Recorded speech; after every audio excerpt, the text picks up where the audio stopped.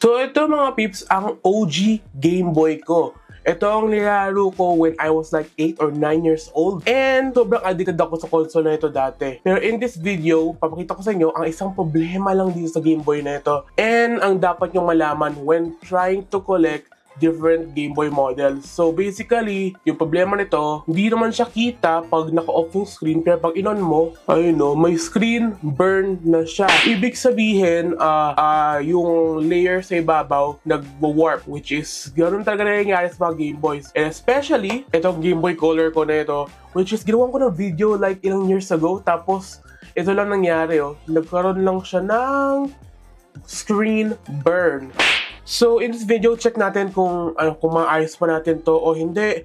And masasabi ko mga peeps na ayoko mag-repair ng Game Boy na may screen burn kasi sobrang hirap daw. So, without further ado, let's get started mga peeps.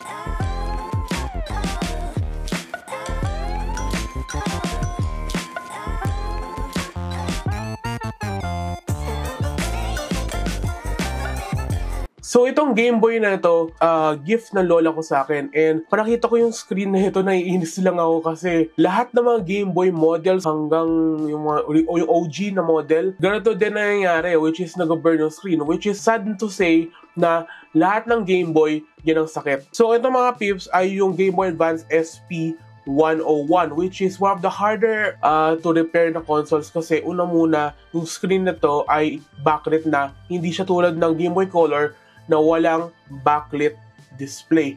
And makikita yung mga peeps, in the future, lalala pa rin yung display na yan kasi tulad nito, mainit sa Pilipinas. So, pag gusto nyo mag-ayos ng Game Boy Advance SP nyo, wag nyo ako kasi ako ay beginner lang sa mga ganyan. And dahil sa katalinuhan ko, bumili ako ng isang pyesa.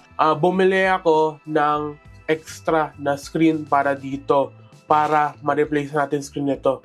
So, bakit nangyayari ang screen burn? Well, yung masasabi ko, pag natamaan lang siya UV light, like sobrang lakas na UV. For example, pag summer sa Pilipinas, malakas yung UV radiation niya. Masasabi ko mga peeps na yun ang isa sa mga issue. And kahit naka-cover to sa isang cabinet na seryoso, pa rin siya, nag-warp pa rin ng screen. At eto, mga peeps, yung Game Boy Color nito, sa bandang likod to ng cabinet na gano'n siya, nag-warp pa rin siya, which is, I don't know why, pero I think dahil sa lamp na nilagay ng tatay ko dun sa living room na tuwing gabi nakabukas, kaya ayan, nag-burn ng screen. So, ayan natin to, i-unscrew natin ng buong console and i-check natin kung masave pa rin ang guts nito at kailangan na palitan yung screen.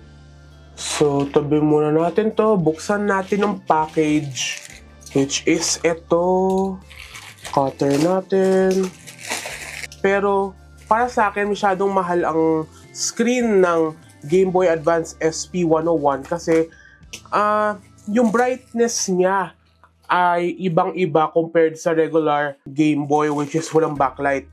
And so gawin din sa color yan next time, pero nakakatakot lang mga peeps kasi kailangan mo ng gloves and kakonting pasensya kasi tatanggalin mo yung ibabaw na layer ng Game Boy Color. And the polarizing film ang tawag doon, naalala ko. So, unbox lang natin to.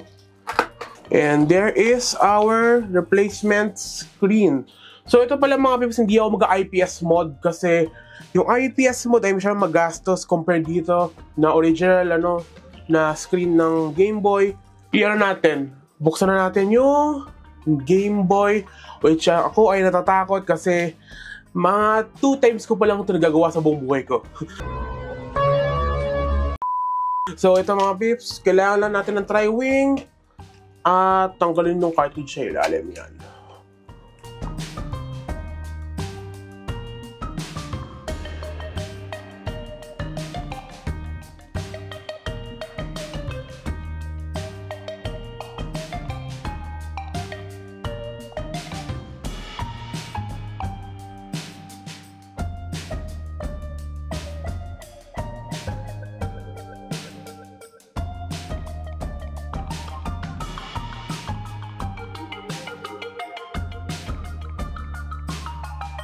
Okay, harapan pa pala. Ito.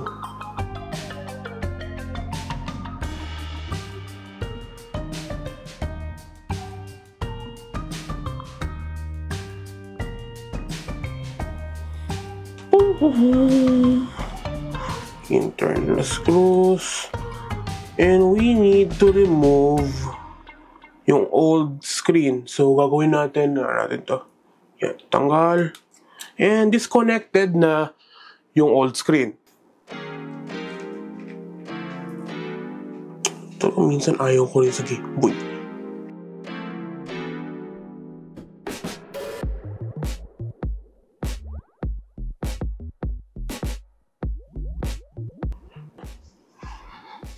So, ito na. Tapon na natin to kasi may problema na yung screen.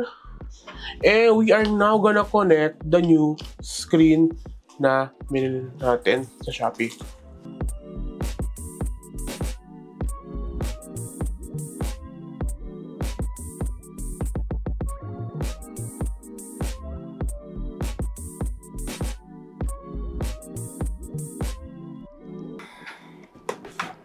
Ay, nangyari? Kasya ba? Ay, hindi, mali!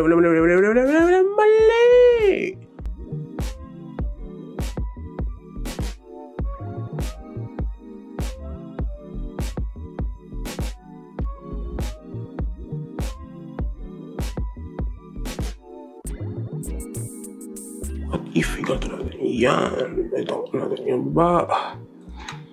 Ito lang talaga ayaw ko sa sa Game Boy Advance SP. Is mahirap ilagay yung screen.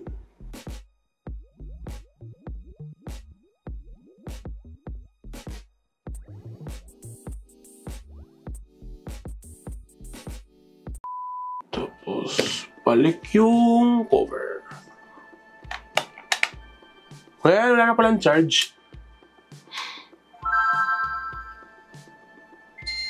Ayun, maayos na siya. Maayos na yung screen ng Game Boy, pero nakakainis lang ito yung ano na to. So, ito mga peeps pala, ang mga Game Boys ay yun yung sakit talaga eh. Yung kailangan palitan ng screen lagi. Pero meron din isa pang option, which is yung polarizer sa ibabaw ng screen, kailangan mo lang tanggalin. For example, itong Game Boy Color, natanggalin mo lang yung polarizer sa ibabaw, pero yung problem nun doon, mas mahirap yun kaysa magbili ka na ng bagong screen kasi ang screen na ito, nakikita ko na sa 800 o 500 lang. Fully repaired na yun, gumagana. Kailangan ko to palitan next time ng screen. Kaya, yung mali lang dito na gusto ko ay babalik yung yung nalagay ko dito na butas. Pero okay lang mga pips, so, umaandar siya. And, gumagana yung audio na maayos. Kasi, ang isa pa yung problema rin sa Game Boy Advance SP ay humihina yung audio niya.